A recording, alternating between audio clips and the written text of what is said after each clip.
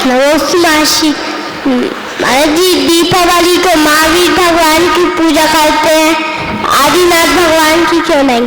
अच्छा, ये बच्चे ने पूछा दीपावली को महावीर भगवान की पूजन करते, आदिनाथ की क्यों नहीं करते?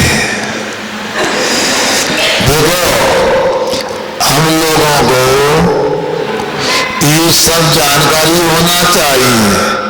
इतने लोगों में बच्चे की माँ की उम्र के, बच्चे के पिताजी की उम्र के, बच्चे के बब्बा की उम्र के, बच्चे के पिताजी के बब्बा की उम्र के लोग बैठे यहाँ पर। क्या बच्चे के पिताजी के बब्बा की उम्र के लोग भी बैठे हैं, मगर किसी के दिमाग में नहीं आया कि दीपावली को महावीर भगवान की पूजन क्यों करते हैं। तो आना चाहिए। देखो, जिसका विवाह होता है उसी के गीत गाए जाते हैं। अब 11 से क्या होगा? गीत गाए जाएंगे। किसके गीत गाए जाएंगे? बोलो ना। क्या? जिसकी शादी होगी उसके गीत गाए जाएंगे। उसी प्रकार दीपावली के दिन महावीर भगवान को मुक्ति बधू से विवाह हुआ था। महावीर भगवान का मोक्ष लक्ष्मी से विवाह हुआ था, मुक्ति बधू से विवाह हुआ था। इसलिए दीपावली के दिन महावीर स्वामी की पूजन की जाती। सुन रहे ना? किसका विवाह हुआ था? कौन से? मुक्ति बधू से। इसलिए उनकी पूजन की जाती है। मतलब महावीर स्वामी का मोक्ष कल्याण के उनके लिए पूजन करते हैं, लड्डू अर्पित करते हैं। शाम को गौतम स्वामी को केवल ज्ञान की प्राप्ति हुई थी, तो सुबह के लड्डू के लगभग 12 घंटे बाद शाम को केवल ज्ञान लक्ष्मी की पूजन की जाती है। ऐसा आप लोगों को जानना चाहिए। मगर महावीर स्वामी थे वो अहिंसा के पुजारी थे। आपको यदि मोक्ष जाना हो, आपको यदि मुक्ति बधू से विवाह करवाना हो, तो अहिंसा की पूजा करने से ही मोक्ष मिलता है। हमें दीपावली के इन दिनों में ऐसा कोई भी काम नहीं करना है जिसमें हीन अधिक थोड़ी ज्यादा हिंसा होती है। हमें प्रत्येक कार्य में अहिंसा को रखना है। अहिंसक तरीके से पर्व को मनाएंगे तो पापों की विजया होगी और पुण्य का संचय होगा।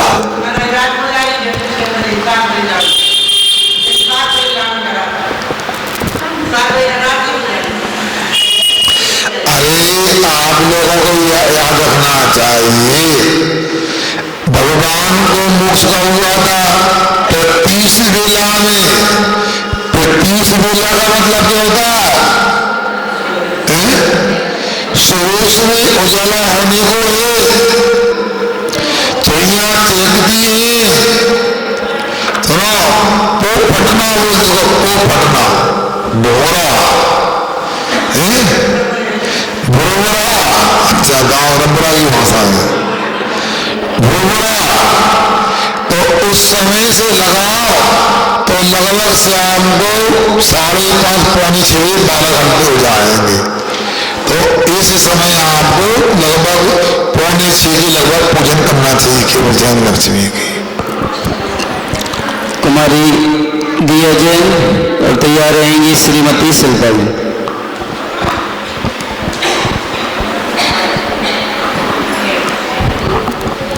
नमस्ते महाराज जी।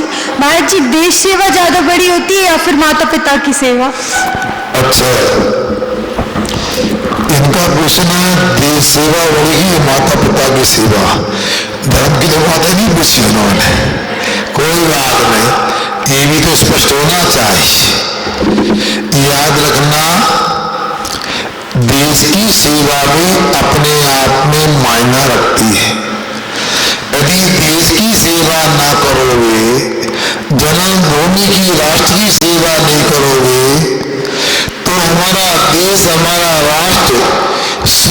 कैसे रहेगा, आबाद कैसे रहेगा? और जो जिस देश में सुरक्षा, देश की सुरक्षा नहीं है, देश आबाद है नहीं है और बर्बाद है, तो इस देश में हमारे माता पिता सुरक्षित कैसे रह सकते हैं? तो देश की, राष्ट्र की सेवा सुरक्षा भी हमारा कर्तव्य है। मगर माता पिता ही जन्म ना दें तो हम कैसे दुनिया में आए? तो माता पिता की सेवा भी अपना एक आवश्यक कर्तव्य मानना चाहिए। हाँ, इससे भी बड़ी बात नहीं हो सकती है जो अपनी आत्मा की सेवा कर सके। अरे ना, तो सेवी ही बोल सकोगी आत्म सेवी, आत्मा की सेवा करोगे तो देश की और माता पिता की सेवा हो जाएगी। क्यों? जो आत्मा की सेवा करता है ना, तो वो मुनि आदि का होता है। जब भी किसी निमित्त से उसके माता पिता पूर्व के उसके पास आएंगे, ये भैया ये महाराज के कौन है, कौन है, बोलो ना, इनको भोजन कौन कराएगा? अरे नहीं, हम ले जाएंगे। कि अरे कहाँ रुकवाए इनको? पंचवटी में। हाँ, कहाँ रुकवाना? बोलो। अच्छा, आप गाड़ी से जाना है, पकड़ के महाराज के माता पिता, उन्हें बैठा लो कि नहीं बैठा लो? तो माता पिता की सेवा हो गई कि नहीं होगी? अच्छा, किसी के माता पिता साधु बन जाए, उसके माता पिता आप चरण स्पर्श करोगे नहीं करोगे? और पेट दबाओ, उनकी सेवा हो गई, होगी नहीं? अब कोई साधु बन गया, मुनि आदि बन गया, तो देश की सेवा है कि नहीं? बोलो नहीं। महाराज के पास आओगे, नदियों में कचरा नहीं फेंको, नदियों में गंदगी मत करो, सड़क पे जो निकलते वहां कचरा ना करो, लकड़ी जंगल नहीं काटो, अनाज बर्बाद मत करो। ये देश की सेवा है कि नहीं? पोल्यूशन से देश को बचाते हैं महाराज, अपव्यय नहीं करते। अच्छा बता, हम महाराज ना बनते तो कितनी बाल्टी से नहाते हम?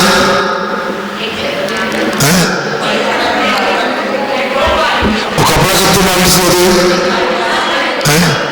अब एक टंकी बर्बाद करते। अब महाराज बन के स्नान का क्या हो गया? हमने देश का एक टंकी पानी बचा दिया। देश सेवा है कि नहीं? बताओ, बोलो ना। हम यदि मान लो महाराज नहीं बनते, मकान बनाते तो कितनी लकड़ी कटती जंगल की? देश की सेवा है कि नहीं? दिगंबर जैन साधु ही सही मायने में देश का सेवक है, देश का भक्त है और माता पिता का भक्त है। समझ में आ गया? इसलिए जहाँ आत्म सेवा होती है ना माता पिता की सेवा और देश की सेवा अपने आप हो ही जाती है, करना नहीं पड़ता है। श्रीमती शिल्पा जैन। तुम लोग 5:30 बजे आया करो तो सबको समाधान मिल जाए। प्रश्न ज्यादा होते हैं, समय कम होता है। परमकारी गुरुवर को बारंबार नमोस्तु नमोस्तु नमोस्तु। महाराज जी, मेरा क्वेश्चन ये है, जैसे हम मंदिर आते हैं तो भिक्षु बनकर आते हैं, मंदिर आते हैं तो भगवान के सामने भिक्षु बनकर आते हैं, तो उनसे हम ऐसा क्या मांगे कि जो हमारा स्त्रीलिंग छिद जाए, स्त्रीलिंग छिद जाए, मैंने अच्छा, पार हो जाए। भगवान के सामने अपने लिए भक्त बन के आना, भिक्षु बन के नहीं आना है। और भिक्षु बनना है तो हम बता दें, भिक्षु बनने की ट्रेनिंग हमसे लो। ऐसा मांगो कि सब मिल जाए। कैसे मांगना? वो हमने एक बार आपको सुनाया था। एक वृद्धा माता भगवान की भक्त थी और उसकी भक्ति को देखकर एक देवी प्रकट हो गई कि हे वृद्धा माता दादी, तो कितनी अच्छी भगवान की पूजन भक्ति करती है, मैं बड़ी प्रसन्न हूँ, तेरे को वर देने आई हूँ, वरदान देने आई हूँ, मगर एक ही वरदान मिलेगा। कितना? तो क्या मांगे? कपड़े नहीं है पहनने को, खाने को अनाज नहीं, बनाने को बर्तन नहीं, रहने को मकान नहीं, बाल बच्चे बुढ़ापे को सहारा नहीं, तो क्या मांगे?